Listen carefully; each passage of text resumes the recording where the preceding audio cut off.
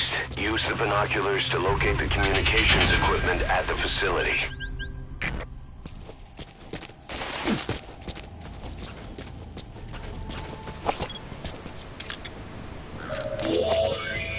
That antenna is one of the targets. There should be more. Keep looking. That's another one of the targets. Do you see any more?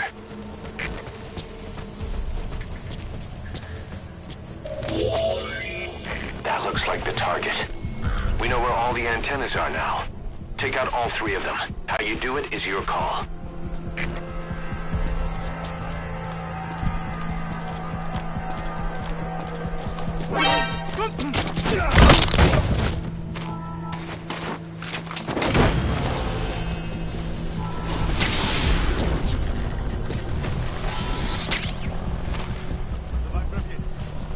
You gotta extract him.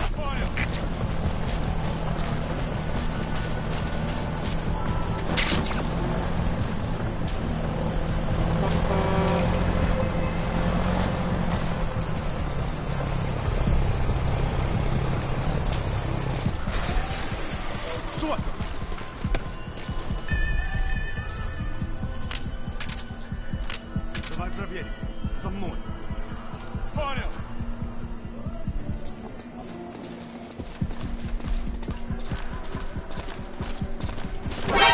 Враг! Всем боевым! Это кафе! Всем подразделения! По боевым постам!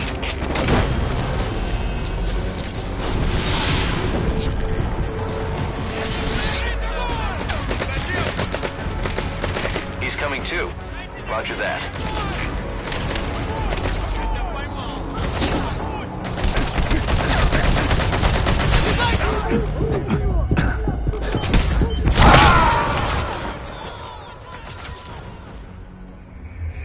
Boss, come in. Boss?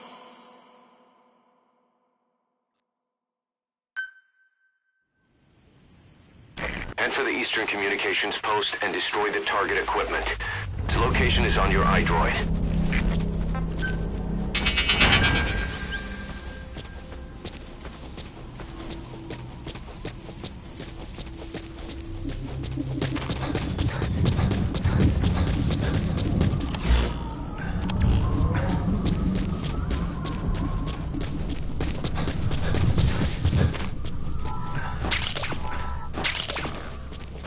You made it. First, use the binoculars to locate the communications equipment at the facility.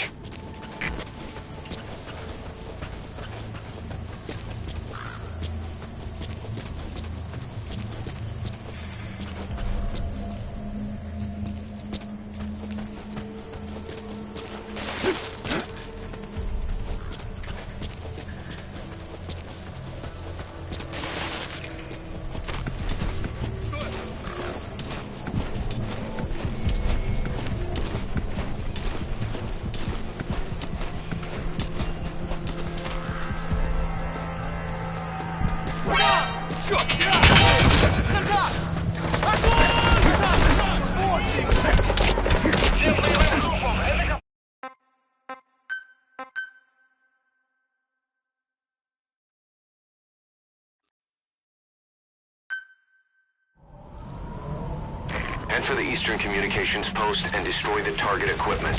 Its location is on your iDroid. You made it. First, use the binoculars to locate the communications equipment at the facility.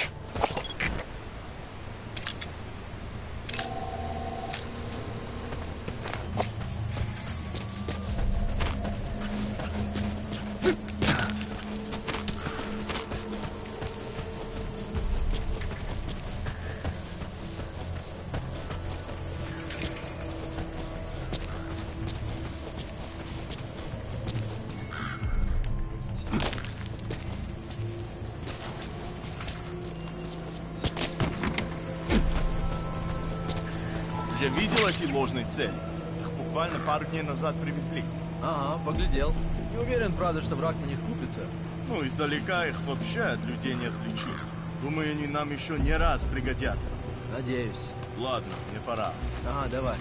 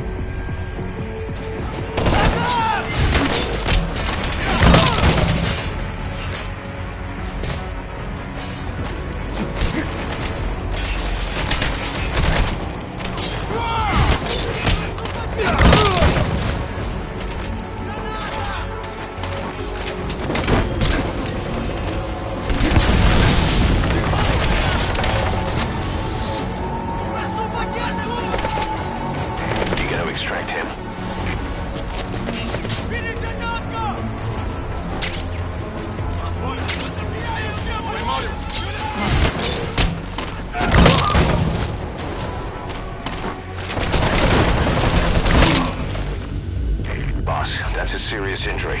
It won't heal on its own. You'll need to treat it with first aid.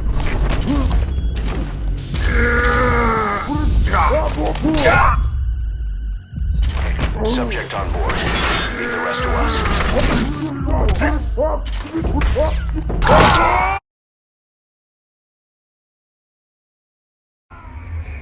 Snake, are you okay? Snake!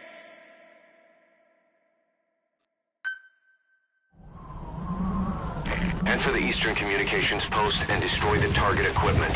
Its location is on your iDroid.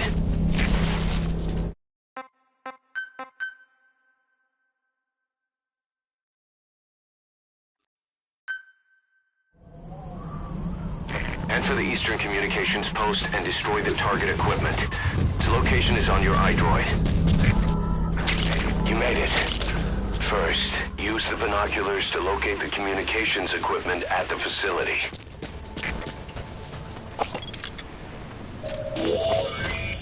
That antenna is one of the targets. That's another one of the targets. Do you see any more?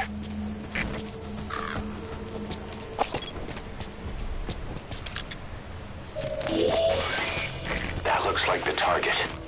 We know where all the antennas are now. Take out all three of them. How you do it is your call.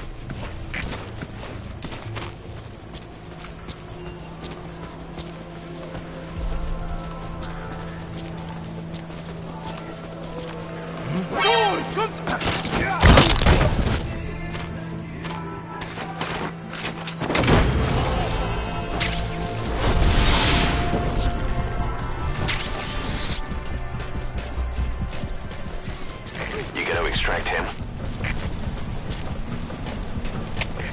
КП, это Зоя-7. Тут происходит что-то странное.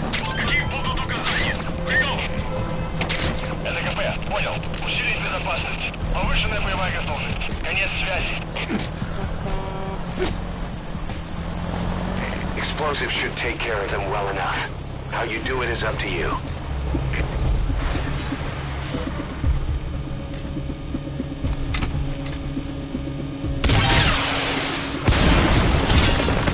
Good. That's the first one. Destroy the remaining antennas. На боевые позиции. Повторяю. Все подразделения. На боевые позиции.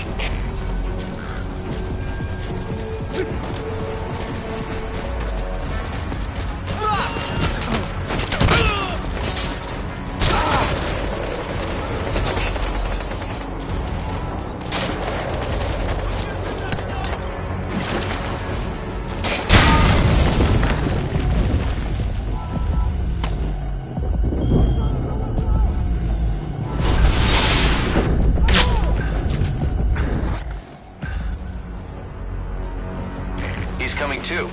Roger that.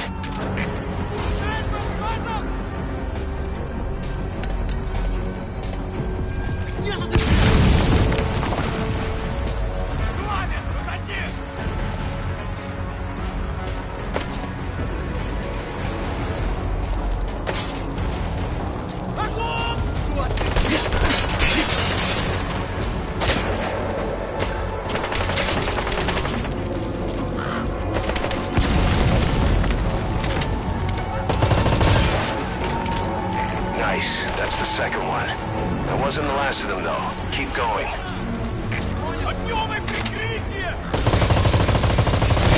work. You completed your objective. Now get out of the hot zone. Зоя-1, это КП. Открыть подавляющий миномет огонь по противнику. Прием! Это Зоя-1! Вас понял! Подготовка к минометному огню! Конец связи!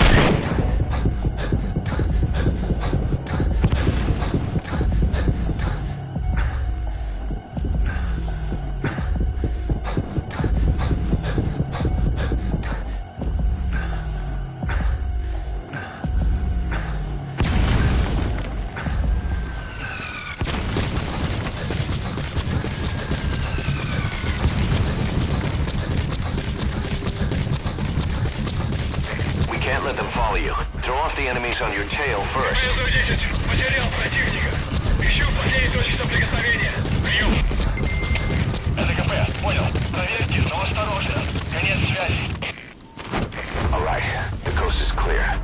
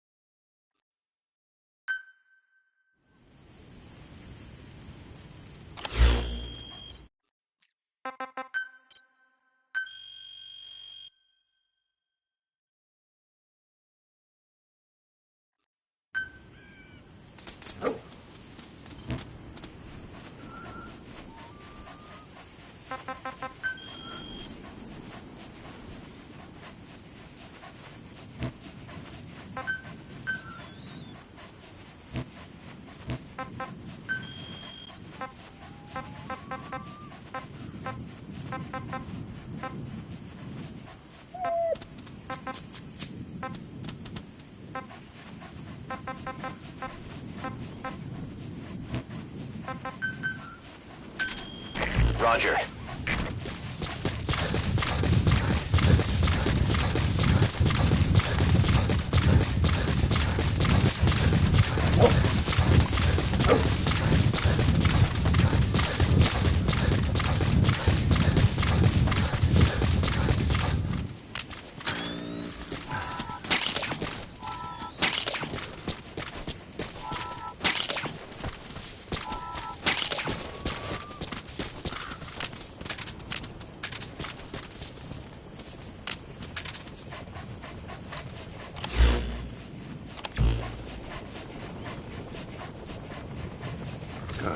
Good dog.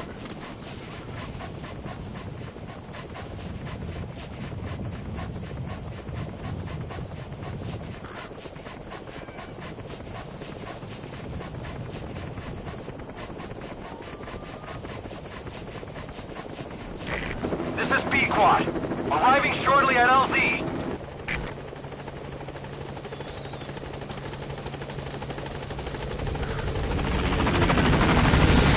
This is B-Quad. On station at LZ.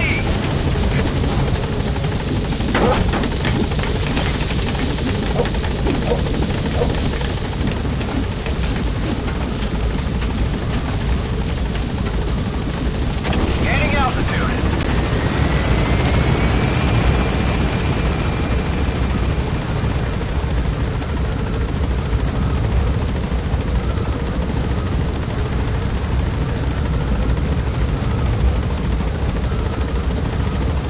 Departing.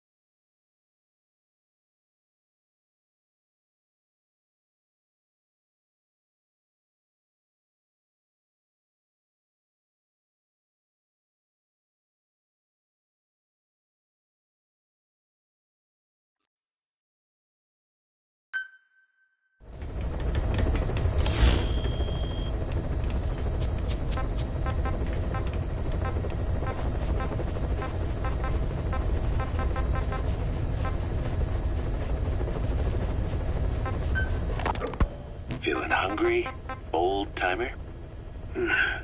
Old timer. I do not get hungry, no. But you have a new hamburger? You guessed it. And this time we used lamb. Lamb. You're not a lamb kind of guy? A hamburger is made of beef. Who ever heard of a hamburger without beef? Yeah, but we gotta stay fresh, stand out from our competition. You're what?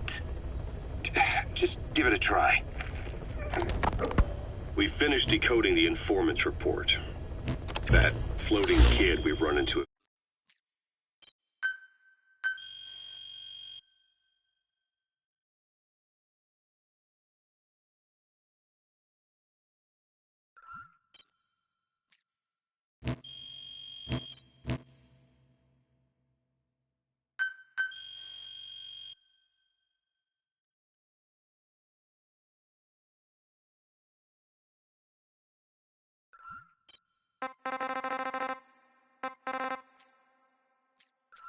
A few times now. Looks like he was a test subject in clinical experiments. The Soviets called him the third boy. The third boy was brought to a lab on the outskirts of Moscow from Czechoslovakia, after which he was due to be sent to a research center in Leningrad, then Siberia, and finally an academic town in Novosibirsk. It doesn't appear that the researchers witnessed the talents we've seen from him, but nevertheless he was quite the popular subject. His latent cognitive abilities suddenly awoke en route to Moscow. According to the report, the third boy was easily influenced by other individuals' biofields. Evil thoughts, in particular. They affected his mind like a virus. Extreme anger or resentment, motives for revenge, in other words. Now, during the transport flight to Moscow, the boy was exposed to a powerful mental energy field coming from a certain individual. Ever since, being conscious of his powers, he's become a sort of energy generator. What's unique about him is the way his acute telepathic abilities get taken over by another person's will. The boy began to physically parasitize individuals experiencing extreme anger and codify the host's desires. This includes amplifying the host's natural strengths. Or, in accordance with the host's desires, he can also implant program code in another individual, making them a puppet, essentially. Human neural synapses transmit weak electrical currents between neurons.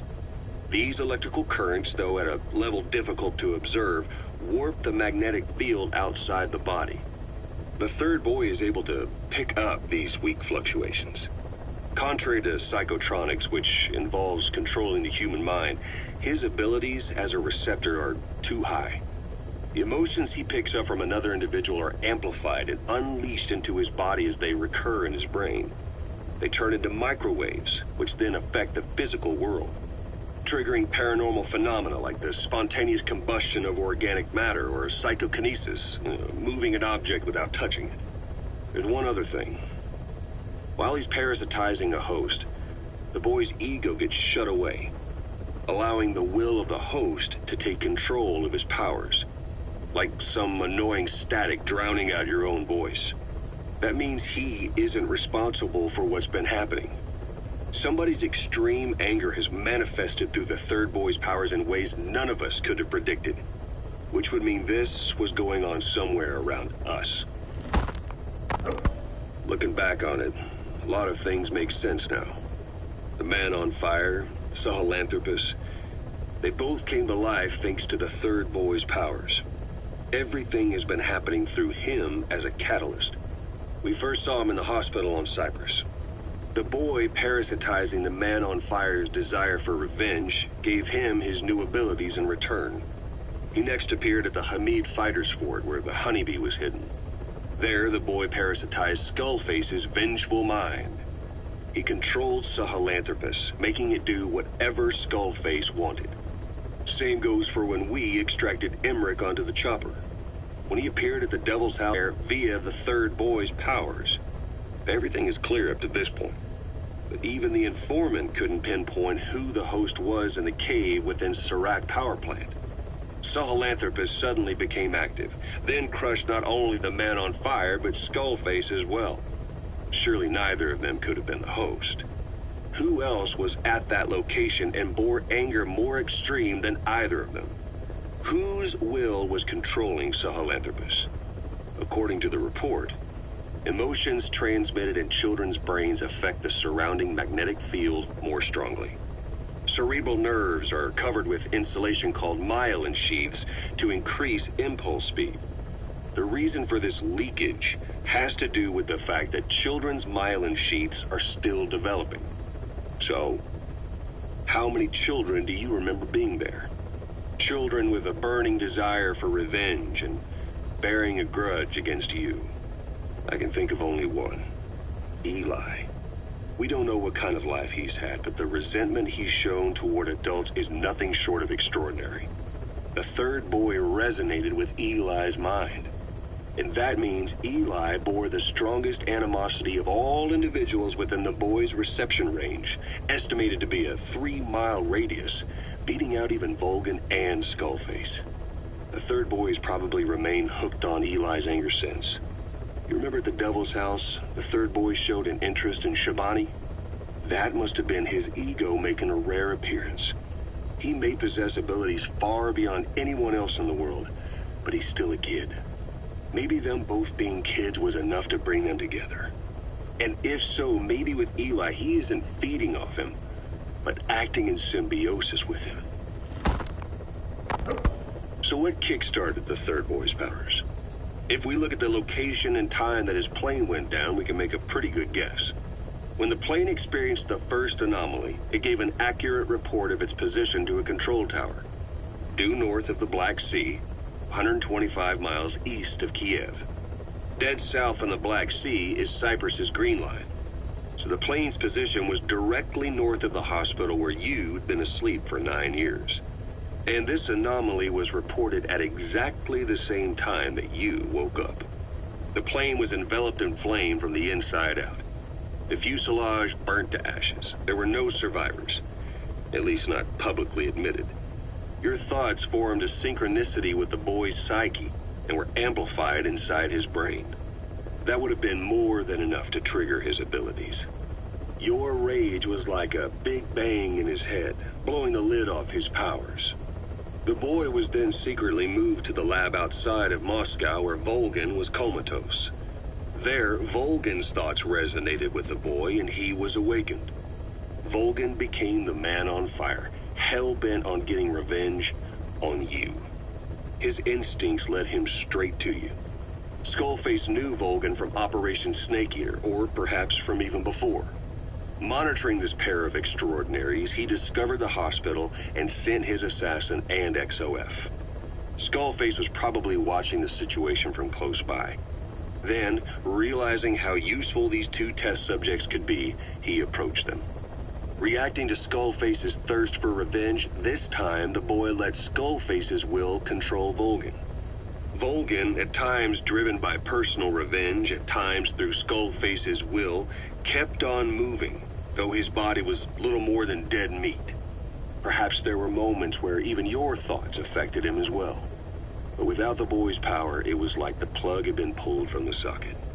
Everything was powered by anger, malice, revenge. This is how the end of the report sums things up.